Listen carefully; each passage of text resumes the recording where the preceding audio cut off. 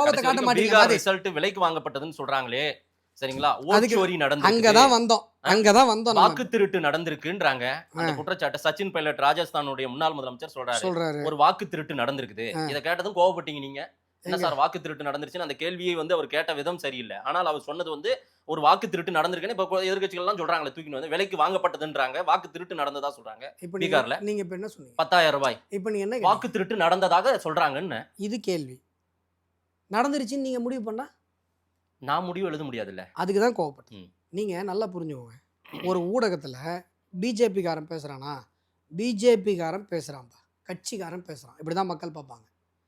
திமுக காரன் பேசுறான், திமுக காரன் பேசுறான்பா, இப்படிதான் மக்கள் பார்ப்பாங்க. கேள்வி கேட்கிற உங்க கூட தான் சாதாரண அப்பாவி மக்கள் கனெக்ட் ஆவாங்க. உங்க கூட தான் அவங்க கனெக்ட் ஆகி பார்ப்பாங்க. அதுதான் சார். ஆனா நீங்க என்ன தெரியுமா பண்றீங்க? அந்த அந்த பொறுப்புணர்வு கொஞ்சம் கூட இல்லாம உங்களுடைய நரேட்டிவ் தூக்கிட்டு வந்து இங்க வைக்கிறீங்க. இது நரேட்டிவ் கிடையாது. நான் இப்ப கேட்ட கேள்வி நரேட்டிவ். இப்ப கேட்டது நரேட்டிவ் கிடையாது. நான் ஏன் கோவப்பட்டேன்றதானே உங்க கேள்வி.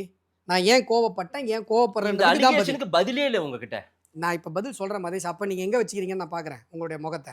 நான் இதுக்கு முதல்ல இந்த கேள்வி முதல்ல ஏன் கோவப்பட்டேன் தானே கேள்வி. அதுதானே பதில் சொல்றீங்க. ஏன் நீங்க கடந்து வருவீங்க, நான் பதில் சொல்லாம? ஏங்க உங்க கேள்வி நீங்க கேட்பீங்க, நியாயமான பதில் வந்தா கடந்து போயிருவீங்க. உங்களுக்கு நோக்கம் என்ன? ஏதாவது மொக்கையா பதில் சொன்னா அதை அப்படியே பிடிச்சிக்கலான்னு. எனக்கு அப்படி எல்லாம் அப்புறம் என்ன? அப்புறம் எனக்கு மட்டும் நோக்கம் கற்பிக்கிறீங்க? எனக்கு எல்லா பேட்டிலும் உங்க நோக்கம் தாங்க, என்கிட்ட மட்டும் கிடையாதுங்க. ஸ்டைல் ஆஃப் மாதேஷே அதானே. எப்படி என்னது? ஒருத்தர் மட்டம் தட்டுறதா?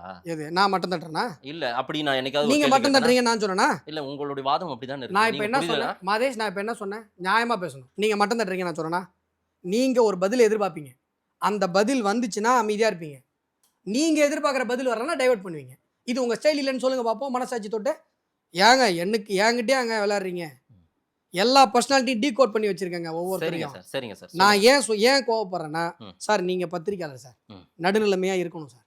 ஏன்னா சாதாரண பொதுமக்கள் நாங்க உங்களை நம்பி உங்க கூட கனெக்ட் ஆகிறோம் சார். சரி சார். எங்களுடைய நம்பிக்கைக்கு நீங்க பாத்திரமா இருக்கணும் சார். நீங்க உங்க அரசியல் அறிப்புக்கு எங்க முன்னாடி வந்து சொரியாதீங்க சார். நீங்க உங்க நரேட்டிவ் கொண்டு வந்து எங்ககிட்ட காட்டாதீங்க சார். இல்ல எங்களுக்குன்னு ஒரு நரேட்டிவ் கிடையாது சார். நரேட்டிவ் சார், இது நரேட்டிவ் சார். நீங்க வாக்கு திருட்டு நடந்திருக்குன்னு பதிய வைக்க முயற்சி பண்றீங்க சார்.